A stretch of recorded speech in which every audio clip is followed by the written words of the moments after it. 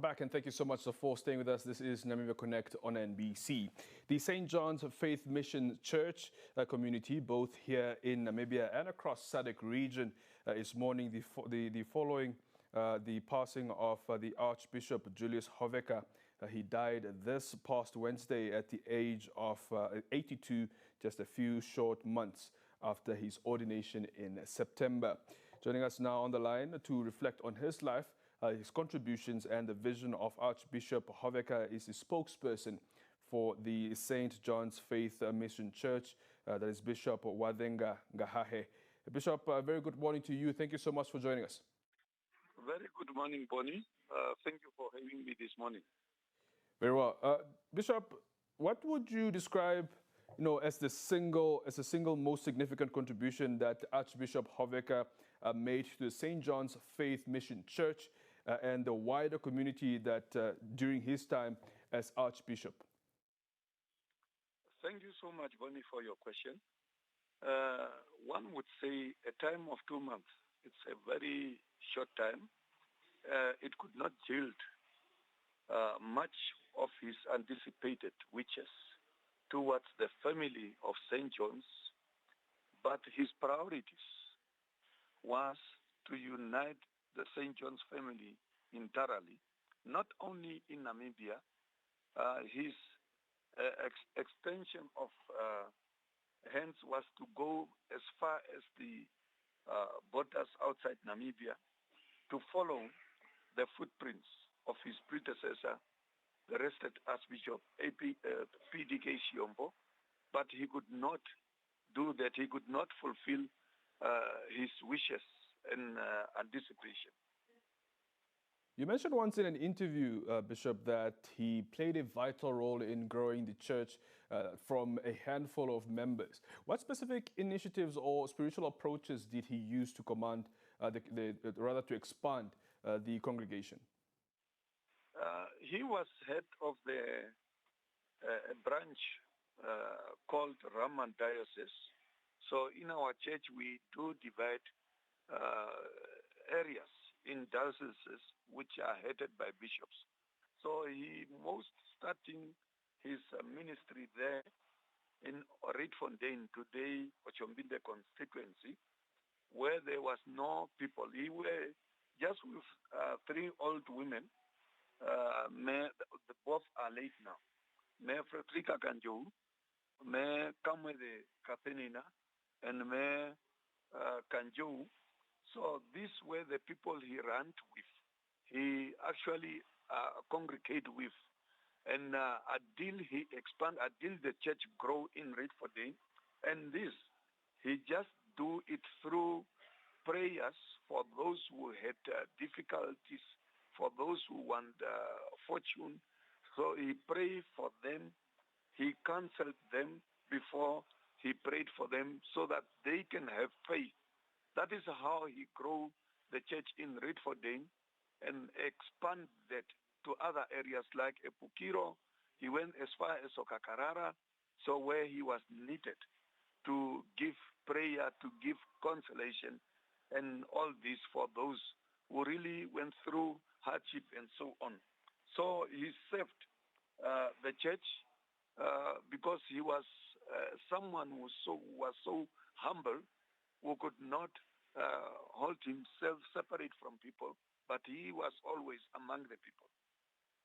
What lessons or values did Archbishop Hoveka actually emphasize most in his teachings and sermons that the church hopes will endure? His sermon always was of that we must respect one another. Before you do preaching, we must respect one another. And your holiness, it should not just be holiness which are going to be displayed to people, but that holiness must have godly willing inside your inner person. So that was his preaching. And he also led people that they must fear God, because fearing God is the beginning of the wisdom. So that was always his preaching, and he put hope in us because they did not link us to their family. They linked us to the Most High. They linked us to God. So he put the hope of the congregation in God. Even though you lost church people, church as him, so we've been told that we must just hold on God. We must not think that if Hoveka or Archbishop Shiombo are no more, then we don't have the way to go. Jesus Christ said in John chapter 14, verse 6, that I am the way. So Hoveka shows us the way towards God. So, and this he did following the footprints of his predecessor, the arrested Archbishop Shiombo. And I would like to mention one thing to you. We have three numbers, 783. So these three numbers were the date we stayed without an archbishop since the 16th of July 2023 until the 7th of September 2025. So it will give you, or it will total you 783 days. So the number 7 were representing the work which Archbishop Shiombo has done and complete his reign. The number 8 was the beginning or the starting of Archbishop Hoveka's reign, which could not last so long. It was just only 2 months, but that is the will of God. We can't judge him.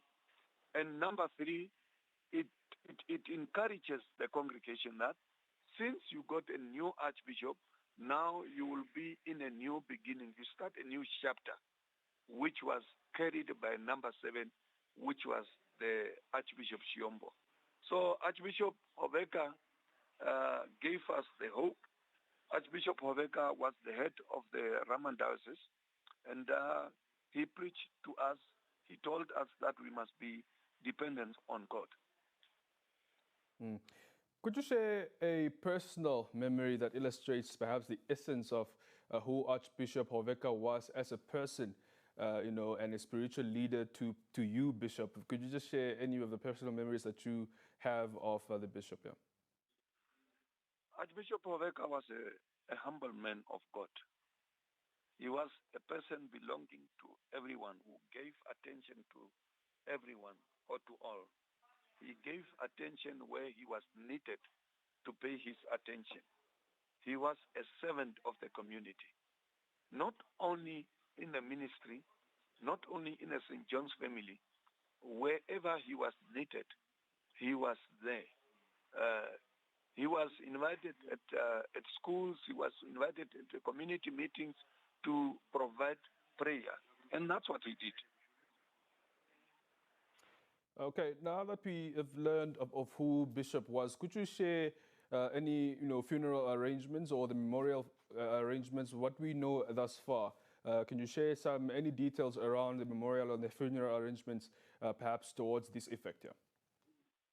The memorial service will take place today, 1500, and that 1500 hour to us, it's a significant time, a time which we have been emulating from Cornelius, who was a leader of the Italian army, and we were praying to God. He was a faithful man, so he was always praying, and that connect that time with Archbishop Hoveka time, because if you call him around 3 o'clock, he will tell you that I'm in a prayer session now, 3 o'clock prayer session. So he was a dedicated somebody, and he was really depending on God. So that's why we have the memorial service at 1500 hour of that. It's because of that significance. The funeral will take place on Sunday at his home village in Rietfontein, or Chombinde constituency today. It's a place called Rama. Rama was named by him because Rama, it's actually coming from the place of Samuel. So that is why he called that place Rama. It will be Sunday, 10 o'clock, but we'll departure Friday from here. in Windhoek to Rietfontein, where they will congregate there at his home village, and he will make stops at different church avenues in Kopapes, at his place Talismanes. They will go far away where the Archbishop Shombo started his work in Omawadanyanda, Epukiro constituency. So it's all the places he's going to stop, and until he reach his place in Oshombide constituency, where we're going to put him to rest on Sunday, because he completed his course, he's completed his work, so the will of God was done. Which are we praying in a God's